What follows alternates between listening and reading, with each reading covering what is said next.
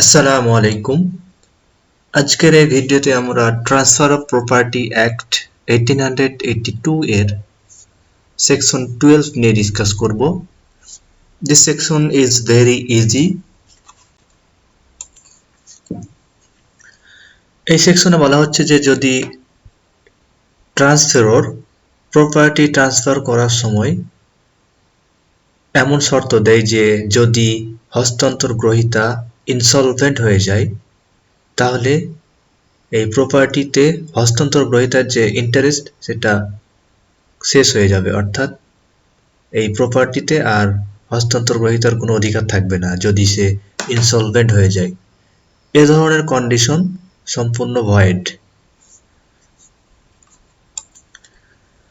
এ ধরনের কোনো কন্ডিশন দেওয়া হলে ট্রান্সফারি হস্তান্তর গ্রহীতা সেটা ইগনোর করবে। এই প্রভিশনটি মূলত দেওয়া হয়েছে ক্রেডিটরদের ইন্টারেস্ট রক্ষার জন্য। যদি কেউ ইনসলভেন্ট হয়ে যায় তাহলে তার প্রপার্টি থেকে ক্রেডিটরদের যে ক্লেম রয়েছে এটা ফেড করা হয়।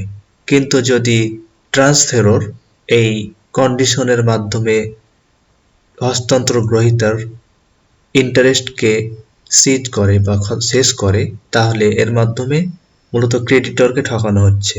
ক্রেডিটরদের এই ইন্টারেস্ট রক্ষার জন্যই মূলত এই প্রভিশনটি ইনসার্ট করা হয়েছে।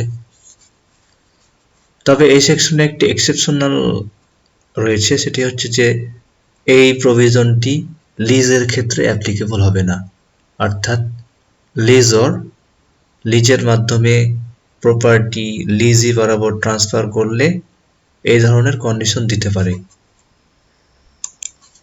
Thank you for watching. Please don't forget to subscribe. Thank you.